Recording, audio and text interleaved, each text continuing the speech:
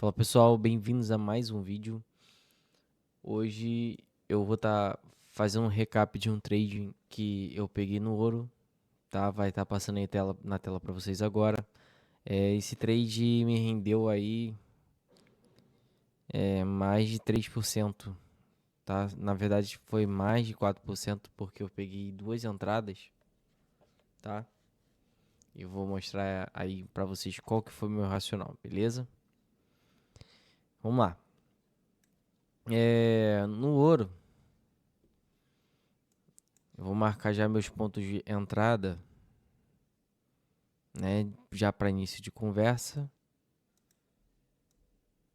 que foi uma entrada aqui e outra entrada aqui. E as vendas foram feitas aqui. Vou explicar qual que foi o racional para eu primeiro comprar nessa região sem que ele tenha quebrado a estrutura, né? Para quem não sabe, eu opero através de Smart Money, só que minha decisão foi um pouco antecipada, né? Vamos lá. Começamos no gráfico do diário, onde percebemos a movimentação do preço, né? Deixando liquidez intacta, essas extremidades. Eu vou deixar no replay para ficar mais limpo, né? Deixando esses pontos de liquidez intactos. Aqui, ó, um ponto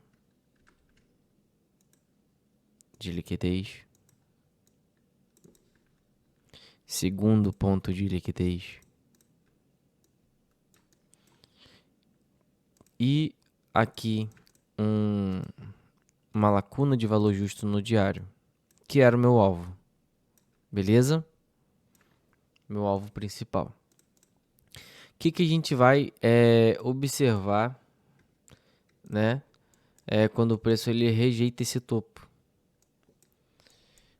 O preço ele vem, faz uma falha, primeira falha, né? Após ele vir subindo. Movimentos de quebra. Deixa aqui uma lacuna de valor justo, um fair value gap. Outro aqui mais embaixo também. Beleza? Vou deixar esses dois marcados. O preço vem, faz outra reação de alta, falha, novamente cai. Quando ele cai, o meu pensamento, a narrativa que eu criei é que ele venha buscar o fair value gap, um desses dois e suba, tá? Que seja no mínimo 50% desse movimento. Então ele tende a vir buscar aqui. Dito isso, ele busca um fair value gap, sendo que ele pode vir buscar esse mais abaixo. E ele reage dentro dele. Vamos botar no 4 horas agora? Vamos observar.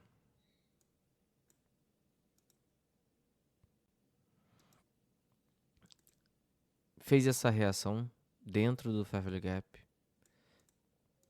Varreu o meu fundo desse movimento. E vem trabalhar nessa demanda.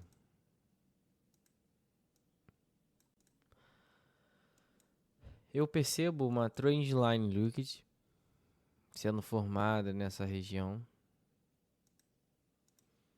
onde eu tenho toda uma piscina de liquidez. Observem, tá? E aqui o meu fair value gap do diário.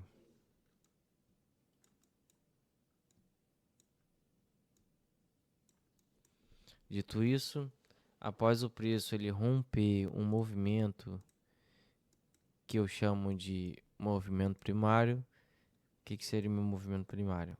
A gente tem uma quebra de uma sell side liquid fazendo um boys. E o cara que foi responsável por fazer essa quebra foi esse candle. O início dele é rompido, mostrando uma possível manipulação contrária através do rompimento do movimento primário. tendo o rompimento do movimento primário, mostrando talvez uma divergência no RSI, tá? A gente vê aqui, ó, são topos que não são renovados, tá?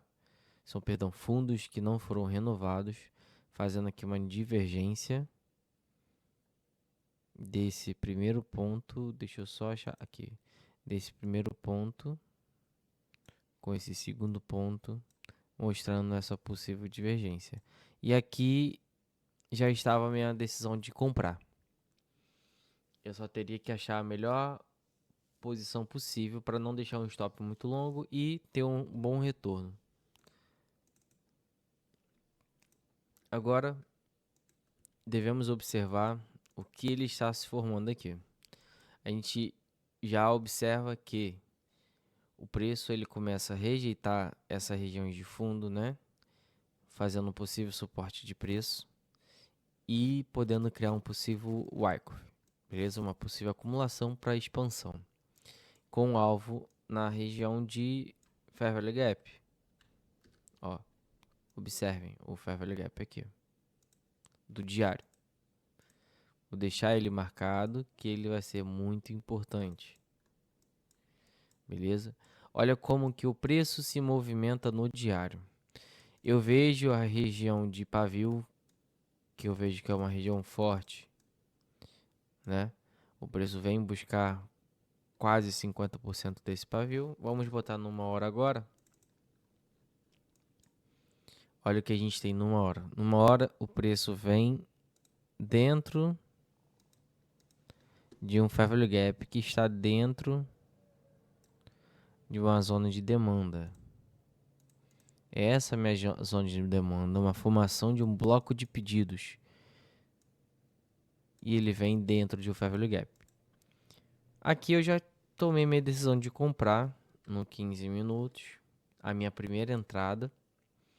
Ela foi feita aqui, ó, nessa segunda rejeição. Eu não comprei, esperei quebrar, eu já me garanti na primeira entrada. O stop estava bem curto, estava abaixo do Fair Value Gap. Vou estar aparecendo aí na tela para vocês. O meu ponto de entrada estava exatamente no 31,62. 31,62. 31,62. Stop abaixo do Fair Value Gap.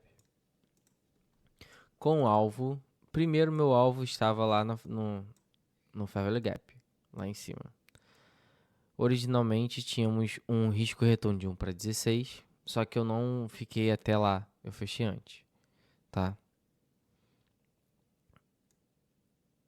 Vou deixar a minha análise aqui. Vamos observar o que o preço vai fazer agora no 4 horas. Ó, observe que ele expande e eu fiz uma nova compra aqui. Primeiramente, eu fiz uma outra compra aqui, nessas mínimas desse pavio, dentro de um gap, né? Mas não vingou. Eu acabei protegendo ela porque eu acreditei que ele ainda poderia preencher totalmente esse gap. Isso aqui seria uma indução. Eu fiz primeiramente uma compra, ele expandiu e eu falei assim, ele não fechou totalmente o gap. Eu acredito que ele vai fechar esse gap, que isso aqui nada mais é que um Fair Value Gap, né? De expansão. Falei, ele tende a vir 50% desse movimento, que ele pode ser que não tenha vindo. E aqui percebam aqui, aqui eu tenho o meu Fair Value Gap, daqui pra cá, tá vendo? Porque ele começa aqui numa hora e termina ali. Por que ele termina aqui? Porque que é a abertura do mercado. E é onde ele vem depois buscar e eu faço minha segunda compra. Eu seguro a minha primeira compra, faço uma compra aqui, fecho ela aqui na protegida e depois faço uma nova compra aqui. Minha segunda compra ela foi feita no 32,13. 32,13. E ela foi feita com uma validação do 15 minutos, ou do 5, eu não lembro mais ou menos. Ela foi feita no 32,13. Observe que as minhas decisões de compra, tá? Em nenhum momento o preço ele quebrou a estrutura que fez o rompimento, mas eu observo que estava sendo criada toda uma piscina de liquidez e um Wyckoff de acumulação que me deram segurança para fazer esse trade. Já observo uma liquidez sendo formada, já observo que o preço ele está caindo, acumulando compras. Isso aqui indica esses pavis que ele vai se formando, esses pavis que vai se formando na mínima e rejeitando os fundos. Já me indica que é a criação de uma zona de impulsão, né, uma acumulação. E eu faço uma nova compra no 32,13.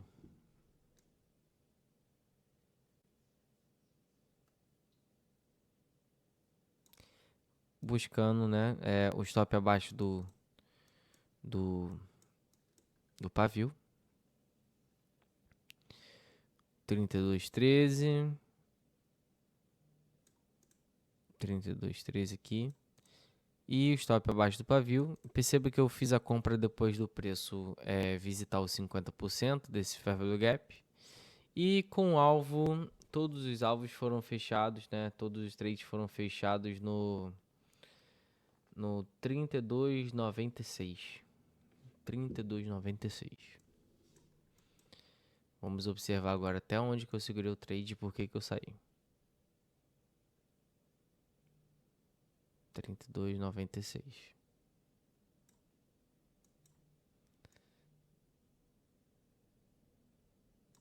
Vamos ver se ele dá take. Ó. As duas posições foram fechadas ali. A primeira entrada com 1 para 11 e a segunda entrada com 1 para 8. Na verdade, essa segunda entrada eu peguei ela 1 para 10, tá? Porque eu deixei o stop bem curto. Eu lembro de ter mandado para minha comunidade. Por que eu saí nessa região? Eu saí porque era um fair value gap aqui do 4 horas muito grande e eu acreditei que ele poderia rejeitar esse fair value gap ou essa região de venda, pois o fair value gap do diário, quando eu diminui para um tempo gráfico menor que um LTF, ele sumiria e poderia ser que ele não respeitasse, ele respeitasse essa zona supply. E se vocês forem ver, ele busca o fair value gap, né? Então, eu poderia ter segurado essa operação até em cima no Fair Value Gap, que era o meu alvo principal, que eu pegaria 1 para 16 ao invés de 1 para 11. E na minha segunda entrada eu pegaria 1 para 15 ao invés de 1 para 10. Mas eu também realizei lucros porque eu precisava fazer um saque. Foram um trade bom que eu abri na sexta-feira e fechou numa terça. E um trade simples. Lembrando que eu usei uma divergência de preço através do RSI para pegar uma posição mais longa. Eu não gosto de pegar trades de RSI em tempo gráfico menor, tipo menor que 1 hora, pois tem muito ruído. Mas é uma boa opção para vocês que querem operar, pegar trades com RSI, tá? Usando o Smart Money. Se vocês forem ver o preço, ele muitas das vezes ele canta pedra para vocês, ó. Igual aqui, ó, o preço vem renovando as máximas, mas olha a diferença que a gente tem, né? O diferencial de exponencial dos topos. Se eu for botar num gráfico de 1 hora, com certeza a gente tem uma divergência monstra ali em cima. Ó, divergência monstra aqui, né? Topos iguais e topos bem diferentes. Isso ao longo do tempo mostra o desgaste e a ausência dos compradores. Beleza? Então, os dois trades me renderam aí esse resultado. Vou estar botando agora na tela aí a entrada com os fechamentos, o histórico, né, das execuções. E é isso, pessoal. Espero que vocês tenham gostado e que vocês tenham absorvido alguma coisa com esse conteúdo. Valeu! Tamo junto e até o próximo vídeo.